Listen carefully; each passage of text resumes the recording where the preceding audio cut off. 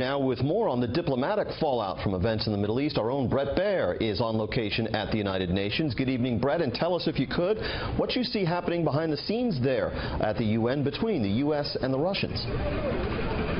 Yeah, James, good evening. There are talks behind the scenes. Obviously, this is a big event. Here at the United Nations, they continue to communicate, but the real point is the military-to-military cooperation and the threat that it is not going to exist, or the deconfliction you heard in Jennifer's piece. But there is perspective here that U.S. officials point out, and that is, even after the April Tomahawk cruise missile firing into Syria by the U.S., there was a threat from the Russians as well. It never developed into anything because, for the most part, U.S. fighter jets fly east of the Euphrates. They don't cross over into west. They are striking ISIS targets on the east. So the deconfliction is a rare event. They do want to have that line open, however, and the communication is kind of a scrambled effort here behind the scenes. Bret, the UN ambassador, Nikki Haley, has been quite outspoken about Russia up there in New York, but on this issue, this threat to shoot down coalition airplanes involving U.S. airplanes, she's been fairly quiet thus far. Well, that's right. The administration, I think, James, is trying to speak with one voice.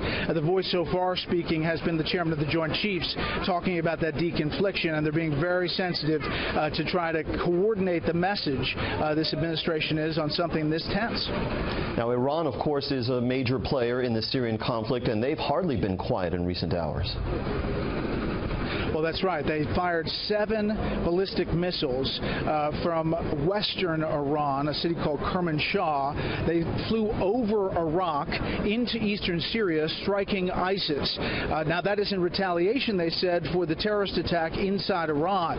The question, however, is what other message that sends from Iran, basically firing ballistic missiles over Iraq. It also sends a signal to the Saudis that those ballistic missiles could easily go into Saudi Arabia or other U.S.-backed operations throughout the region. So multi-layers here. The Iran concern is real and high at this hour. And a real concern for the Saudis, given that they've been battling Iranian-backed troops in Yemen in recent years. Finally, before we let you go, Bret, we have a very special interview that you taped earlier today that's going to appear on this program in a few minutes. Tell us about that. Yeah, that's why I'm here in New York, really, James. An American icon, Jack Nicklaus. We're going to talk golf, life, and a little bit of politics later on in this show. I know that means a lot to you, a hero for you and for many Americans. Bret Baier on location at the United Nations in New York. Bret, thank you.